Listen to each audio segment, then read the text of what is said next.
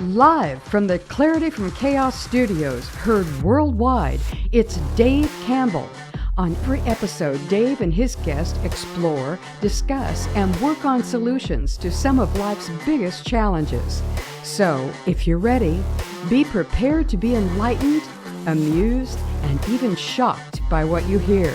And now, the real, the authentic, the one and only Dave Campbell. Welcome, everyone. You're listening to Clarity from Chaos. I'm your host, Dave Campbell. If you're new to the show and like what you hear, hit the subscribe button at the bottom of my podcast, which is on the website on Substack, and the site address is dkc051952.substack.com. But before we get into this edition of Clarity, I would like to share a few thoughts. Today, we are seeing the rise of Marxism like we've never seen it before. Until this last administration, it has been promoted through the years by the cesspool we now call Washington, D.C. Since the fall of the Soviet Union, American Marxists have been waiting to unleash their version of social justice with things like CRT, woke, cancel culture, etc.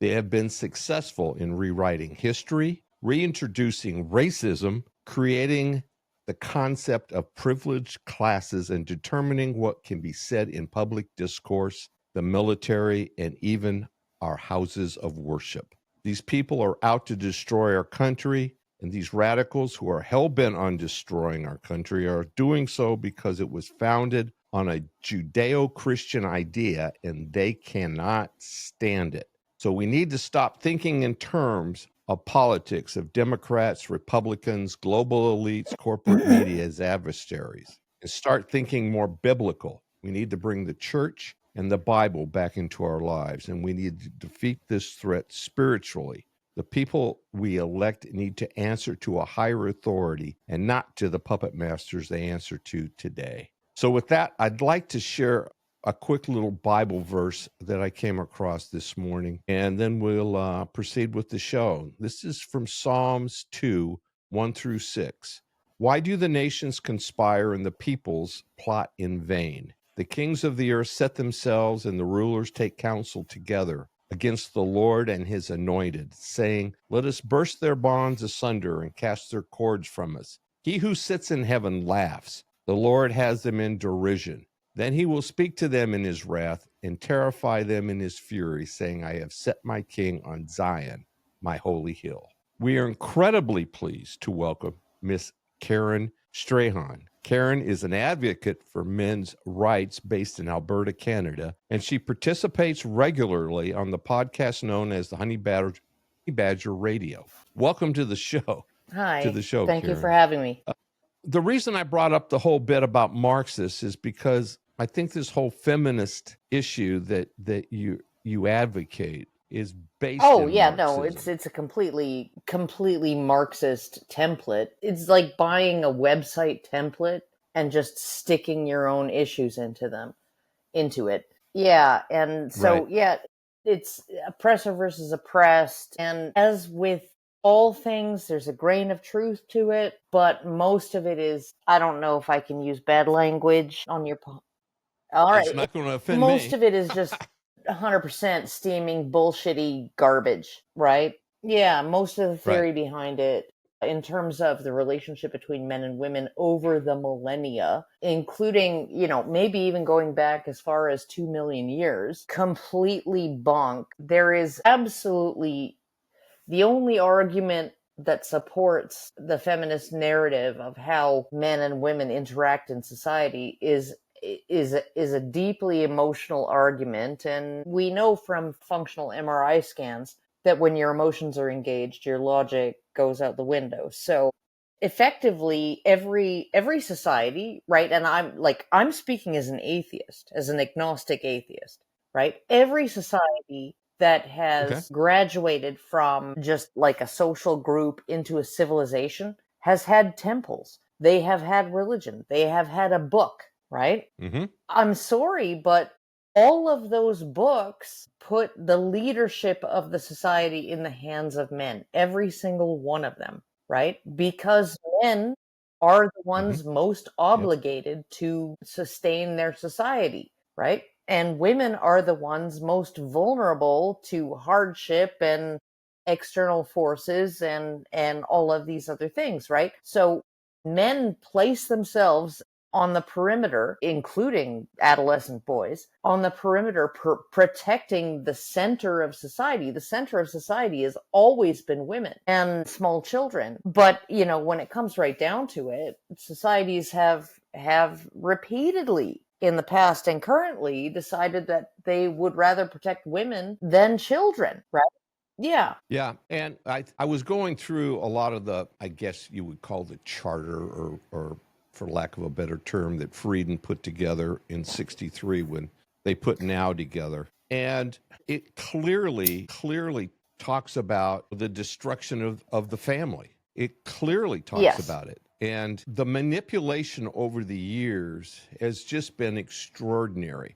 And I've got to give a big hat tip to these guys, because their propaganda and their BS has moved all of this around in their favor, quite frankly. And I don't see men grabbing a hold of this and starting to change it, because I don't think men understand where to grab Well, and start to if you change. grab a woman and start smacking her around, there's going to be consequences, right? Wow. And this is why feminism is so insidious. Is it's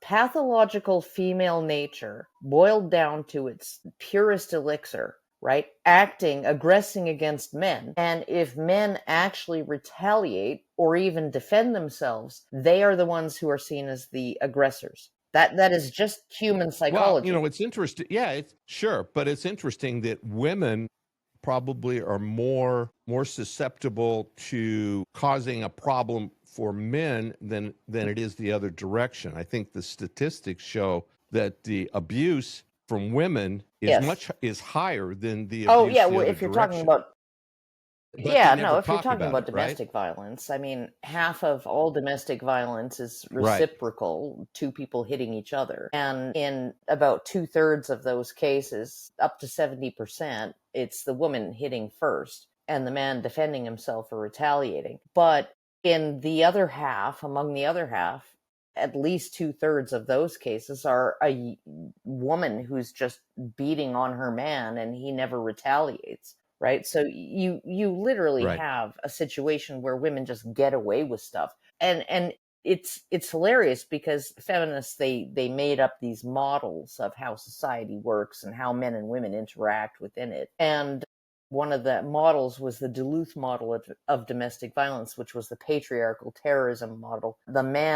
The husband and father, is the patriarchal terrorist in his household, and so he is like brutal and violent, and the women and the children, except for the boys, are the innocent victims of his terrorism, right? Okay, so then they implemented mandatory arrest policies, right? So if there's a domestic violence incident, this was back in the 1980s, right? If there was a domestic violence incident, somebody had to be arrested. And lo and behold, arrests of women went up like fivefold, right? Because they were the only aggressor in the situation, right? And Wow. so it was women who are getting away with it the whole time. And then, so feminists were like, okay, so we got to do something about this because it's really inconvenient. So they cooked up something called the predominant aggressor policy, which is who's bigger and stronger, who's capable of inflicting a higher degree of violence,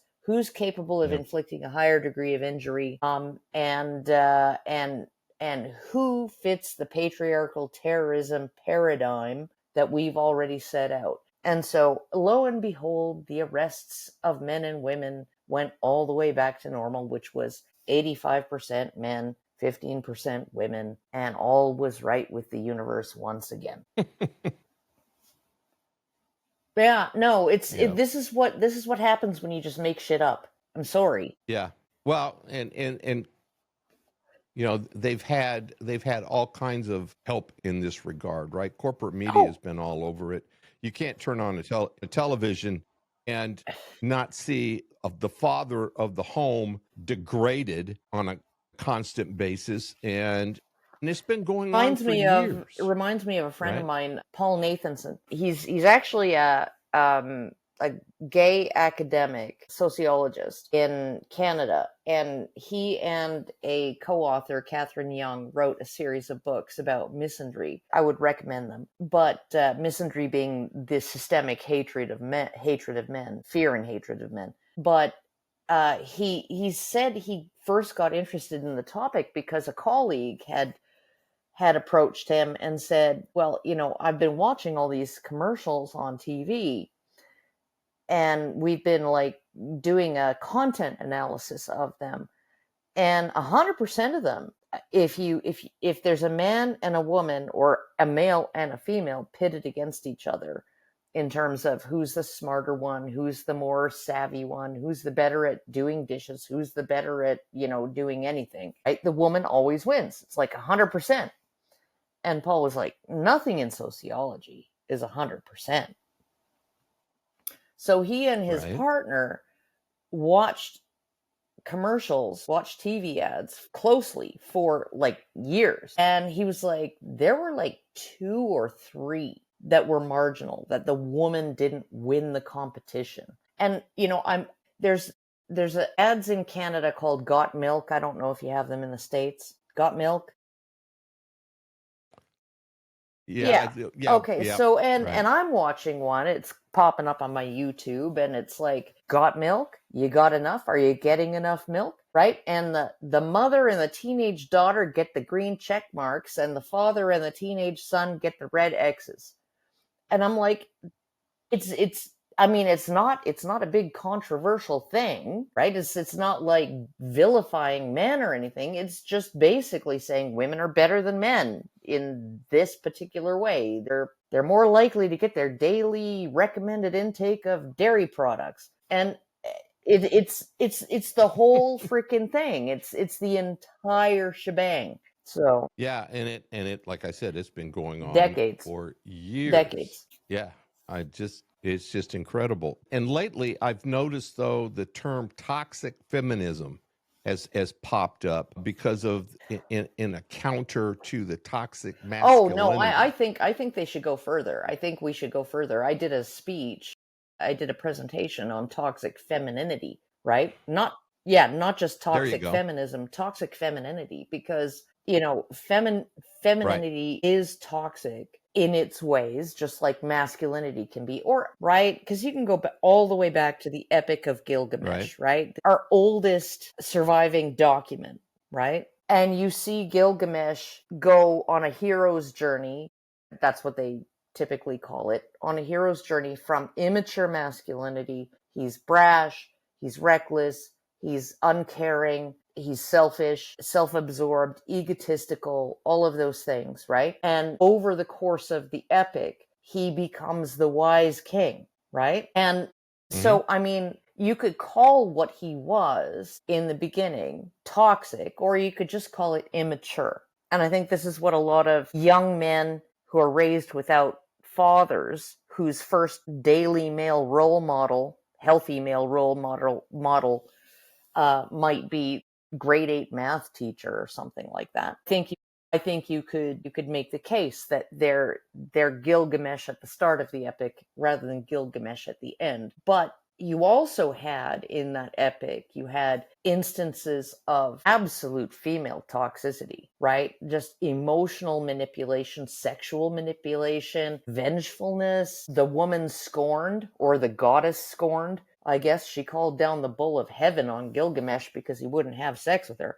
So, I mean, like you had this balanced view of how both men and women could behave in immature, stunted, antisocial ways, right? And that they would have to mature from that, go through some things, right? And grow as people, as human beings. But at this point, we have feminism that's basically saying, well, if you cry in the workplace, that means you're emotionally mature if you're a woman, right? And I'm like, if you're vomiting your emotions all over everybody around you, toddlers do that. How is that emotionally mature? Yeah, like True. emotional mastery, being able to actually see other people as individuals who have needs that maybe don't have anything to do with you, right? But you could maybe help them with that, right? Or at least not be a problem for them, right? That is emotional maturity, right? That is emotional intelligence, right? You don't have to be stoic. You don't have to push every emotion down all the time, right? But you should be able to like not push your bullshit on everybody else all the time. And this seems to be feminism's one true purpose, I guess, is pushing women's bullshit on everybody all the time. Everything everywhere all at once. Yep, and they expect men, unfortunately, to carry Yes. that water. And men that don't Are carry seen that as, water, or they frame them as abusive, right? If you exactly. your silence is violence. Exactly. Imagine just Exactly. You speaking can't. out against them, right? Because that's not silence Yep, anymore. right. It's interesting. Many years ago, I read a book, and I don't know if you're familiar with it. You probably are, called Iron Yes. John.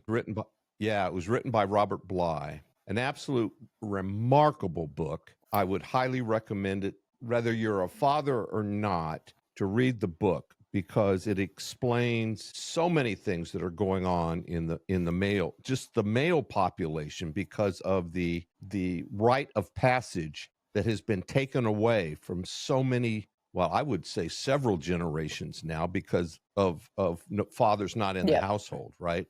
Or exercising that rite of passage. And then I would argue the rise of gangs, not only domestically but worldwide, is part and parcel to that very concept because that rite of passage is part of a Yes. gang Yes, membership. absolutely. Like if there's no older healthy male role model in the house or in the classroom, which generally in the classroom it generally doesn't happen until junior high. Young boys will, number one, they'll view education as a girl thing, right? And once you hit about Hmm. age 8, girls and boys tend to self-segregate, right? And that's just natural. I mean, it even Hmm. happens in kibbutzes where they like try to like make everything super gender neutral. But that experiment went awry because the kids demanded to self-segregate. Basically, when your kid stops peeing with the bathroom door open, that's when kids want to not, they separate because they're trying to renegotiate the relationship between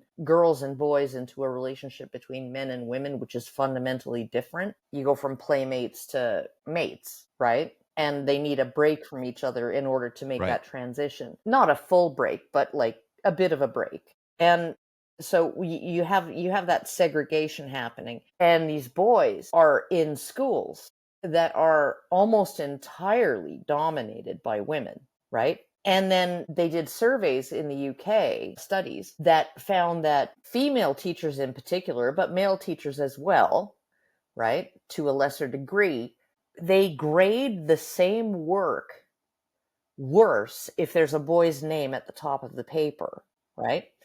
And that Right. the boys know that it's happening, right? They understand that if they're like placing a bet, right, of money or cookies or whatever on what kind of grade, whether they're going to get a good grade. Kevin, can you please be quiet? No whining. Sorry, it's my dog. If you place a bet on what kind of grade you're going to get, whether it's a female teacher or a male teacher grading you, right? The boys will always say they'll get a higher grade with a male teacher. And it's not that the male teachers are giving them unfair grades, grading them up compared to girls. It's just they're giving them less unfair grades compared to the female teachers, right? And so they're just Right. surrounded by all of this. They're like the lone hormone in a sea of ovaries, Right. and There you and go. and it's like, so who are they going to turn to, right? They're going to turn to their same age or Right. slightly older peers who they're, Who yeah, don't know yeah. shit either. And if they're living in the burbs, right? If they're living in the burbs where like Right. 70 to 80% of the households are intact and there's a father in the home, and that their neighbor's dad will take him under his wing and like enroll him in hockey or soccer or whatever, and take him, throw the baseball around with his son, right? Like those boys tend to do okay, right? But the boys who grow up in a neighborhood that's like 70% of the boys are out of single mother households, father absent households, right? That is a recipe for gangs. That it just is. It just is. Yep. And it is that rite of passage, because the rite of passage, right, could have been the neighbor's dad, your best friend's dad, throwing the baseball, or like shooting hoops with you, or taking you to soccer practice, or like helping you build a create crate project or something, right? Could have been that, but it wasn't, because that guy wasn't there, right? And so the only guys that were there were the guys who were like, okay, I'm going to need you to pistol whip this person and mug him in order to get into the gang and get into the family. Yep, exactly. You mentioned something a second ago, the segregation as boys are growing up from girls and so on and so forth. And I'm just wondering if a sideline benefit to this feminism that we're discussing or trying to figure out how to fix, that the whole transgender piece is part of that. Well, that's something that might take hours to unpack. Okay, well, my brain works in weird ways. If you could explain like what your meaning is. Well, maybe I'm just looking for or maybe I'm connecting the dots on the whole groupthink thing, where it's cool to be transgender, and obviously it's becoming less cool as time marches forward now, because people are starting to smell the rat. And I was just thinking of the growing up between boys and girls, and you mentioned they're not playmates, they become mates, right? Well, the transgender thing, I mean, that's a lot to unpack. That was a Pandora's box second wave feminists opened in the 1950s and 60s, right? And even earlier waves of progressives like Kinsey and others, in terms of that sexuality is as fungible as money. So, and ironically, the architect of the transgender movement and the entire idea of gender as something that isn't a linguistic habit like gendered nouns, but actually a thing related to sexual orientation and sex identification. His name was John Money. Yeah, and okay, so this is a tragic story. Okay, so there was this young man named, I think his name was Bruce Reimer, and he was a fraternal twin. I think his brother's name was Brian. And they went in when they were 6 months old or something for phimosis, because back then nobody knew how to take care of an infant's foreskin, by which I mean you don't take care of it at all. You just wipe it like a finger. You don't have to peel it back. You definitely don't want to do that. That actually causes phimosis. Anyway, so they went in for circumcision, and Bruce went in first. And then the cauterizing tool, it was an electrical cauterizing tool, burned his penis beyond salvation, beyond recognition. And this was in the early 1960s. And so his parents were distraught, and of course they canceled Brian's circumcision. But they were like, okay, so our son had to have his penis amputated because it was completely burned. And how's he going to live a normal life? And then they were watching TV one day and saw Dr. Money talking about his theory about how you could raise, Kevin, stop whining, raise biological boys and if you just raised them as if they were girls, right? Then they would socialize and develop as if they're girls, right? Fungible like money, right? And so they had what was left of his penis removed and his testes, and he went into intensive therapy, including hormonal therapy. And there were some things that, like, would make your hair turn white that happened to these boys, because the therapy was joint between these two brothers, because they renamed her Brent, and Brenda and Brian would go into therapy together, and Dr. Money would make them perform simulated sex, fully clothed, sure, but simulated sexual acts, and all of these things. And eventually, by age 14, I think it was, Brenda told his parents, if you make me go back there again, ever, right, I'm going to kill myself. And that's when they told him what had actually happened, and that he wasn't actually a girl, right? And this completely interfered with the relationship between the two brothers, because Brenda was always stealing Brian's toys, because the therapy was that Brenda could only have girl toys in order to socialize her as a girl, right? And Brenda was always stealing Brian's toys to play with them, right? Which really got under Brian's skin and interfered with their relationship as brothers, right? But they finally came clean and told him that he was actually a boy. And he immediately changed his name to David Reimer. And he actually eventually got married to a woman, a single mother with children. But it was just too much. His brother overdosed, and David did the shotgun thing. Yeah, no, it was, and these two parents in Manitoba, rural Manitoba in Canada, right, who only had these two children, right, were left with no children. And I'm just like, this is just absolutely devastating. And his research is still kind of seen as something okay, like something to be relied upon, because gender is as fungible as money, don't you know? Yeah. Well, I'm just like, yeah.